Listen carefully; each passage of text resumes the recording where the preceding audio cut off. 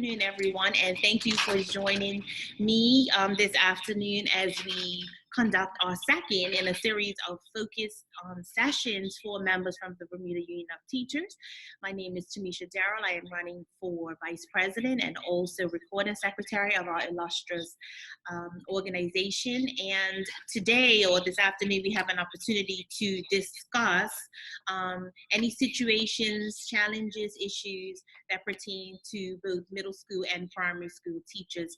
Earlier today, we had a chance to sit down with Josie Butterfield, the para rep, and she was able to share some of the challenges and issues with that particular stakeholder group. So today I have with me Shequita Parson, which most people know who Quita is. Quita is the deputy principal of, I was going to say Victor Scott Primary, but it's not Victor Scott Primary. It is the deputy principal of Francis Patton Primary.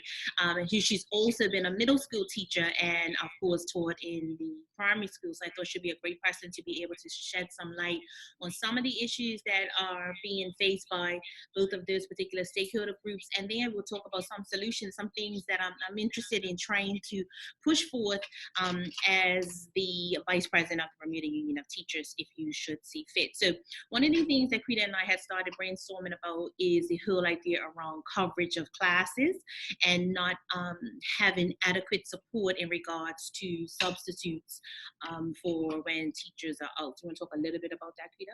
Sure. In terms of coverage of classes, I'll talk first about primary school. And one area we really didn't touch either, Tanisha, is having the encore teachers that are at schools and people sharing encore teachers, which makes it harder to schedule proper prep time as well in terms of primary school teachers. So coverage of classes, we know that some teachers have been asked or to cover during their prep time, hence they say they do not have adequate coverage. So this is a concern that has come up, and Tamisha has some ideas or things that we can possibly do as a union to help move that forward for the system. Yeah, so coverage of classes is a big idea, particularly because if one teacher is covering for another class and we don't have adequate coverage, that teacher is actually using a lot of times their prep time to cover for the class that is not that does not have the teacher.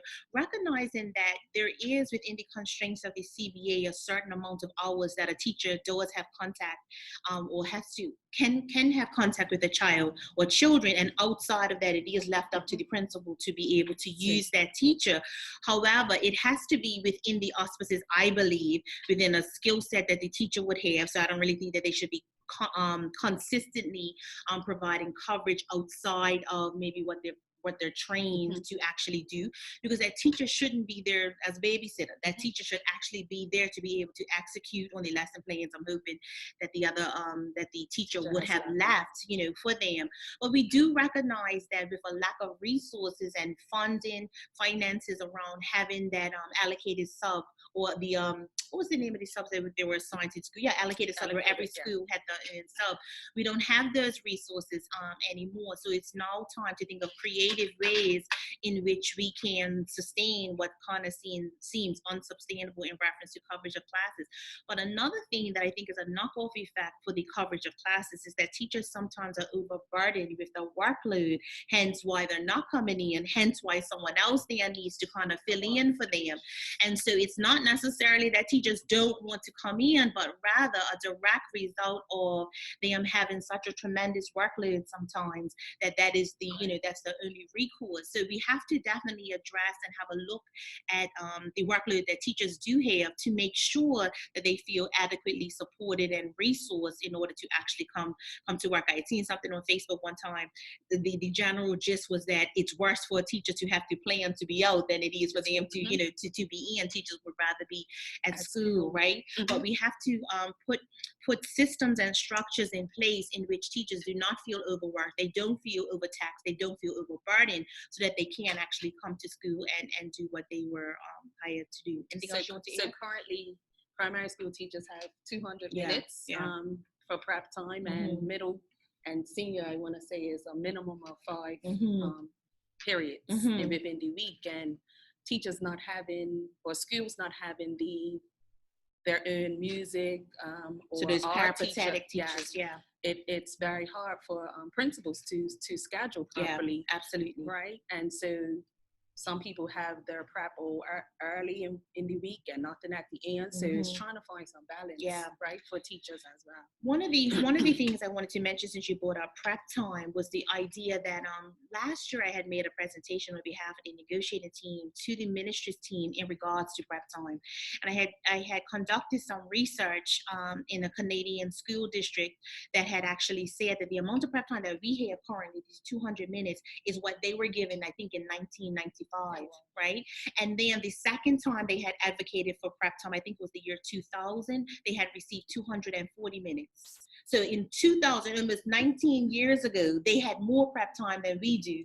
I know one of the other things was that even when people, want to talk about Finnish schools and how great it is in Finland, well, half of the day is actually planning and prepping and having conversation collegially with their colleagues around how to adequately teach. If we are constantly just going through the motions of trying to prepare for the next lesson, the next lesson, the next lesson, and not being able to kind of talk through lessons, plan adequately, SVG in and of itself requires a lot of heavy lifting around planning. And so preparation time is paramount to our success. And as a strong advocate at the negotiating table for our members, that's definitely something that I'm going to push for and constantly put in the forefront of our minds in regards to changing that in our CBA, so teachers can have adequate prep time, and then maybe the coverage of classes won't be, such a big thing because of the workload. So another thing we had talked about before we came online was resources and supplies, and the lack of, in a lot of schools, adequate resources and supplies to carry out the demands of the curriculum. Can you speak a little bit to that? Yeah, in terms of resources and supplies, if you ask a teacher, they'll say, oh, my computer, I need internet, I need Wi-Fi. So those are some things that teachers require to do certain jobs, i.e. putting in grades for their students, and just having probably a working smart board projector, if they have Almus, those things to share students' work, but also just getting what they basically need at the beginning of the school year from stores, right? If it comes from stores or overseas ordering. So we have to find another process or a different process as well to help ensure that students and teachers have what they need to start the school year off right and have a great school year, so they don't have to worry about those things, but about teaching and learning within the classroom. That reminds me of, I think yesterday I was in a meeting and they were talking about how, actually I was in PD, and they were talking about how 92% of our budget in education is used for salaries. So if you got 92% of the budget, which is like $121 million, and you only have 8% of the budget left for resources and supplies, then something has to give, right? You cannot, obviously, if the finances are not there, we have to figure out how we're going to start allocating resources and funding around resources in the right places to ensure that teachers do have what they need. It shouldn't be a case of they show up for work and everything they're expected to supply for their children. And teachers will do it. I mean, I know just sitting here, we probably spend thousands and thousands and thousands of dollars on our classroom. And yes, we love it and we'll probably continue to do it, but that shouldn't be the norm. If you go to work at the bank, you should be able to work at the bank. They're going to give you all of the materials you need to be that effective teller, that effective banker. The same should be true for this profession as well. And I think sometimes, because it's such a nurturing profession, people make a lot of assumptions about what it is that teachers are supposed to do to ensure instruction. But my whole thing is, if I'm well trained, I show up, you give me the materials that I need in order to execute, I should be able to do what I need to do. So we have to make sure as a union that we're constantly advocating that resources and finances in regards to resources are allocated in the right places, so that our students can be able to take advantage of that, and then our teachers don't have to feel like they are constantly coming out of pocket in order to be able to carry out what the requirements are.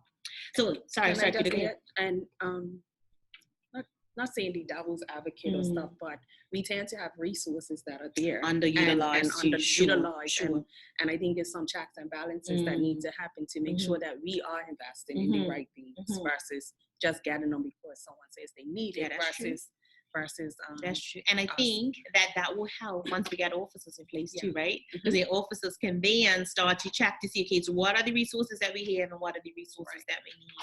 I think that's a resource and officer. Absolutely. Yeah, absolutely. So our third thing we wanted to discuss with you is teachers on review. And I shared with Peter earlier today, which isn't really common knowledge. A couple of years ago, I had written in to one of the ministry officials about teachers that are on review. And the idea that I had at that time was around, could we have, as a union, identify certain master teachers who could be used to assist with helping teachers that are on review.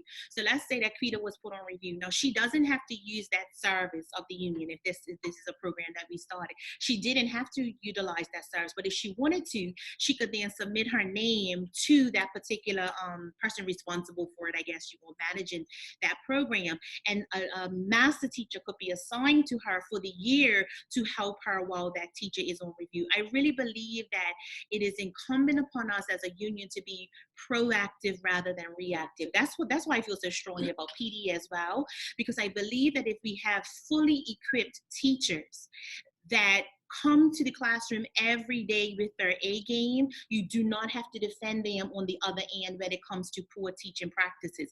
You have to invest in teachers. And that's the same for those that are on review. If a teacher is potentially feeling like she's about to be put on review, then that teacher should be able to come to us as the union and ask for some support around helping her with her practices. It shouldn't be where we're trying to defend why she was or wasn't put on review, but rather the whole idea that, okay, she is on review or is about to be put on review. What can we do to support? I think that's that level of advocacy for teachers, proactive advocacy and support is so important. And a teacher put on review, correct me if I'm wrong, is teacher gets marginal in just one area, yes, will get put back on review, absolutely. Right? And two, they have up until December to prove themselves. Yeah. If not, they're a further steps, yeah, right? Absolutely. So they would need that support up until December, but they can probably continue with that support for the rest of the year. Yeah, and when you, I mean, I've worked with a teacher at one of my other schools that was placed on review, and my role was to help her to get off review. You know, my role was to go in and observe her, and she just asked me to do it as a colleague and friend. It wasn't because, you know, the principal had assigned her to me or anything like that, but it was really interesting just how her confidence really took a hit when she was put on review. She didn't believe in herself. She, even the things that she knew to do was right, she was always second guessing herself, right? And so having been through that process with someone, having, you know, someone from the ministry come in and observe, because that's one of the tenets of it as well, it was really challenging. And that was the whole idea around me writing the proposal to say, what can we do to help these teachers ahead of time so that this is not, you know, this is not the case or this is not the norm. So it's not just providing a resource for new teachers when they come in and they have a mentor, but also a mentoring type program for teachers that are put on review. And also just having an understanding of the TPAP book. Absolutely. That's what we're utilizing, Absolutely. Right? So all these 7 standards in that. Absolutely. And helping teachers to be able to navigate through that. So it's really taking a stance of educating our membership about what the rights, rules, and responsibilities are around the collective bargaining agreement, but also the agreements that we have contractually, right, with the ministry. So it has to be a balance with that. So one of the other things before we delve into the big ticket item that we wanted, or maybe we could just jump right in, Krita, is the whole idea around admin leave. And I call it being put in detention. And admin leave is the whole idea that a teacher can be placed on, I call it detention. They are placed on administrative leave based on any sort of accusations or anything that a child pretty much says that they have done that has been inappropriate, whether it's speaking to them inappropriately, physically touching them, anything like that. If a child does make any sort of allegation against a teacher, then that teacher could be automatically put on review and dismissed for a period of time.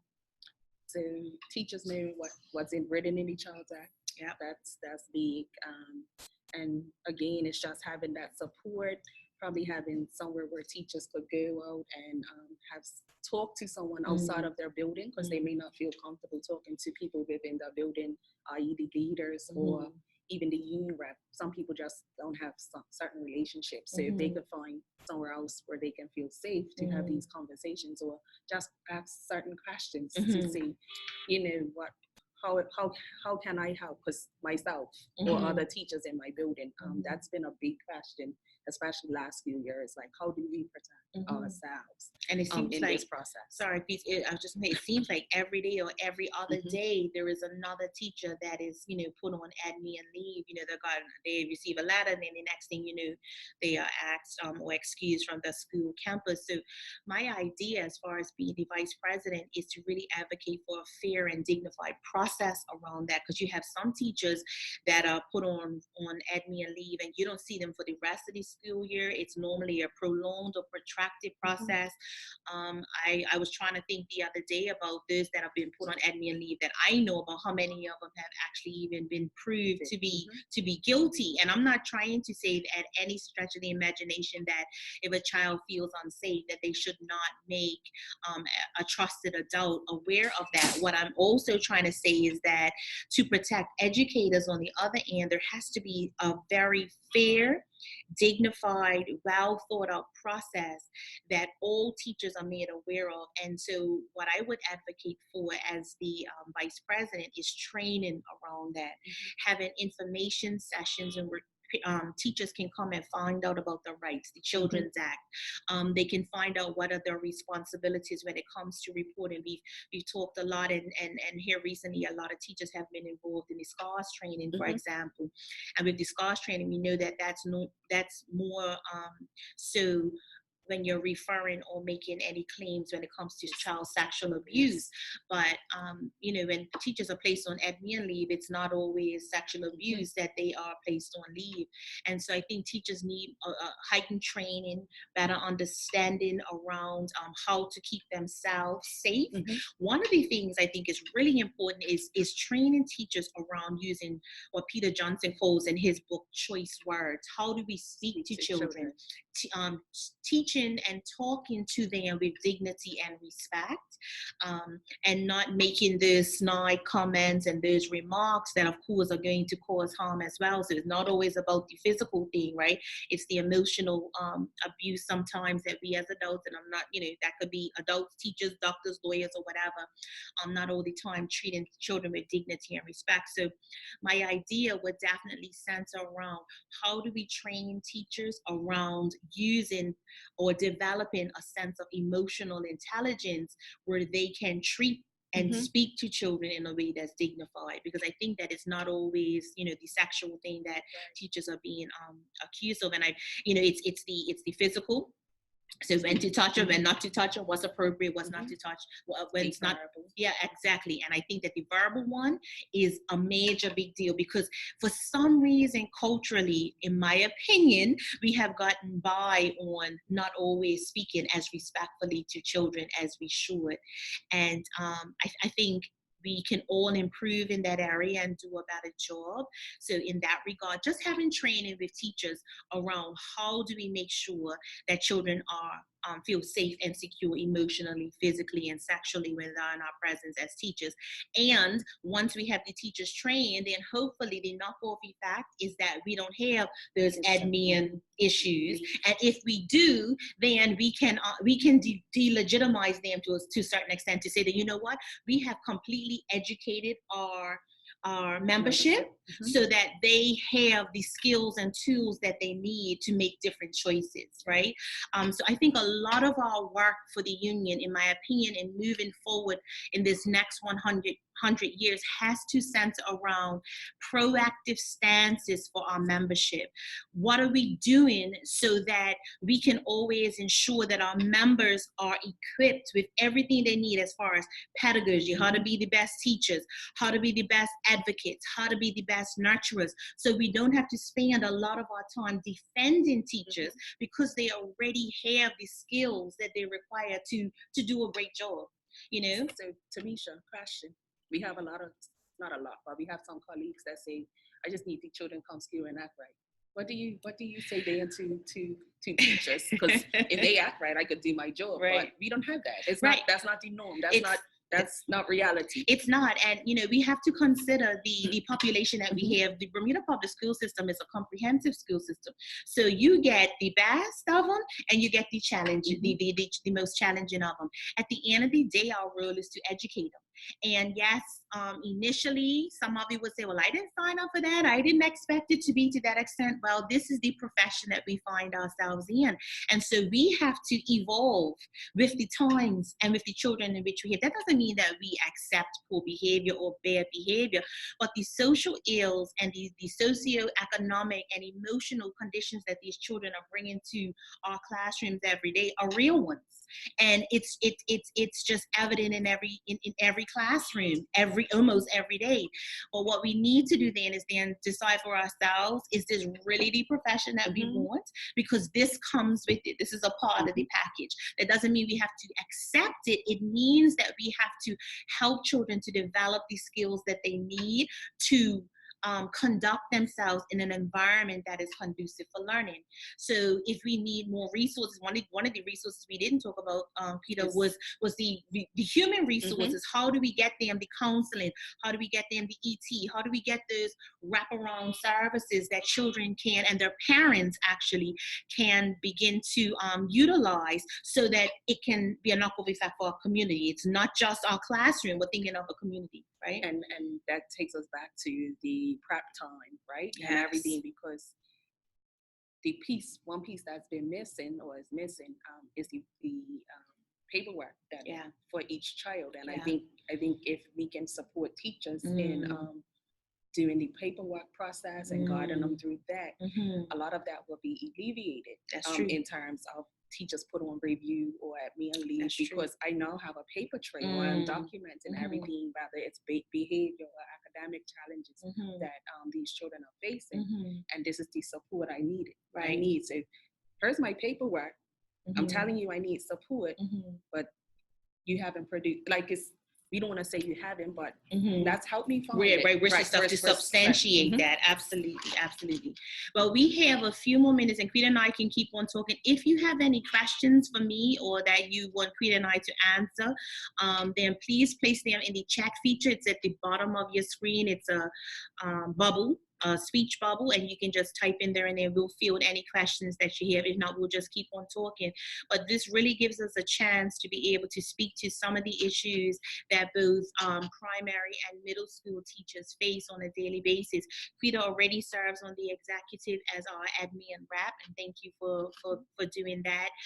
So if you have any questions for her in regards to that, then that'll be great. Or if you have any questions for me in regards to what I intend to do, I was actually the admin rep prior to Quita, so I know a little bit about that whole deputy principal piece. But the main goal for today was to really reach out to you, the members, so that you can feel that if I'm just running to be the vice president, well, how do I know your issues? How do I know the things that are important to you? I don't want you to see a flyer from me and then this is the list of things that I've done. I really want to talk to you about the things that are important to you, and for you to get to know me in regards to the things that I have done behind the scenes to advocate for different stakeholder groups. So earlier today we talked to the paraprofessionals, and later on this week we'll also talk to the deputy principals in regards to some advocacy that I've done in regards to that particular stakeholder group. So if you have any questions, feel free to just place them in the chat, and we'll be able to field any of these questions for you. Quita, any last things that you think we probably need to discuss? Plan 2022. Ooh, yeah. And teacher support, and what is expected of teachers in that. And I'm so glad you brought that up. That's big. Right. So let me tell you a little bit about Plan 2022 and my contribution to that. When Plan 2022, even before it was developed, I was actually on the Board of Education and invited from the onset of selecting the vendor, from the RFP process all the way to the actual report. I was a part of that process the whole way. So when I was serving on the Board of Education, I was actually serving to represent the BUT. So that was a wonderful experience for those 3 years. So the RFP process means that, we had to look at different vendors and select the best one who could take our education system to the next level. And so from there, then I moved to the ambassador design team. My role on the ambassador design team was to help to develop those 5 key strategies, those 5 areas in which Plan Plan 2022 comes out of. And in particular, it was strategy number 3 that deals with professional development and high quality instructions and principal practice that I was mainly a contributor to. One of the things that we talked about in reference to Plan 2022 that I think that teachers might want to start thinking about is the idea around developing best pedagogical practices. That's one of the key priorities. And my idea for that, which I don't know how far it'll go, was that we would develop a highly qualified teacher designation program. And how that would look, in my opinion, was that we have these cycles of the clinical, the review, the PGP, admin, monitoring, that highly qualified teacher designation would have become one of the next in the cycle. And what would happen for that would be that 5 modules. That's what I had proposed. 5 modules will be created in which teachers would have to take classes in classroom management, in instructional strategies, maybe in different areas, data collection, those types of things that will help to calibrate across the system what quality looked like. So once the teacher finished and cycled through that, they will become a highly qualified designated teacher. And so teachers would have to cycle through that every 4 years to ensure that we were calibrated across the system with some basic pedagogical stances, practices, and dispositions that are necessary for quality instruction. So Plan 2022 has to become a part of even the BUT strategic plan. One of the things that I'm interested in introducing is a clearly articulated mission, vision, and goals and values. We have been around for 100 years. We need a clearly articulated mission. It's going to state where are we going, what is our purpose? Why does the BUT exist, right? Then a vision, where are we going? And what are we going to do to get there? And then those goals will give us those small steps. Exactly. It'll say, what do we stand for? So that when we're having hard conversations in regards to, I think the union should go this way, or I think the union should go another way, we can always come back to that shared mission and vision and say, is this the best decision that's going to get us where we're trying to go? So as the vice president of the union, that's going to be one of the first thing, and I talked to Joe about that earlier, that's going to be one of the first things that I'm going to advocate for, is that we come together as an executive and also as a membership to develop the mission, vision, values, and goals for the Bermuda Union of Teachers, so that we know exactly where we're going. We don't want to stumble into the next 100 years. We want a clearly articulated vision. And I think that it's now time that the organization, I believe the BUT has so much potential. I mean, being around for 100 years, being Bermuda's first trade union, Bermuda's first registered trade union, that legacy is very important. But with that comes a level of responsibility. Our motto is education for responsibility. So let's now put our money where our mouth is when it comes to that, and then let's model those responsible behaviors, right? And bring a certain level of reprofessionalizing, I guess I could use that word, to our organization by developing the mission, the vision, and the values and goal statements. So that's something that I'm interested in working with you on if I'm successful in being vice president. So we have 2 more minutes. Do you want to say something about that, please? No, I wholeheartedly support a strategic plan if we say around Plan 2022. So we have a better understanding and a clear vision of where we want to be, and this will also help our teachers. It goes right back. Or everything that we talked about today, it ties in and it goes full circle. So it's just this continuous circle of where we need to be, and it's like producing, reevaluating, and then redesigning if we have to. It's just this cycle that we need to. And I think it'll help us with creating a stance as an organization that's not adversarial. Because I think a lot of times people see us as contentious, and I don't think that any organization that advocates for children has to be contentious. Yes, we represent teachers, but I would speak for most teachers to say at the end of the day, they wholeheartedly care about children. And so how do we create this synergy, this team and environment between us and the Ministry of Education, so that everything that we do circles right back to what's best for children? And sometimes there's a hard conversations to have, but if they are well researched too, I think part of our standoffs has been also because of not having that level of research to substantiate the positions that we're in. So thank you so much, everyone, for joining us this afternoon. This will be recorded and placed on YouTube. Peter, thank you so much for being You're with me this welcome. afternoon. And if you have any questions, you can always email me. And I'm hoping that I can get to as many people as possible prior to our elections next week. This is not a popularity contest for me by any stretch of the imagination. It's really about the issues. It's really about servant leadership. It's really about, I love teaching. It's a profession that I love. I would absolutely do it for free. So this gives me an opportunity to be able to serve teachers and as they knock off effect children in a way in which I think is really meaningful and very rewarding. So thank you for joining us this afternoon, and we hope to see you soon.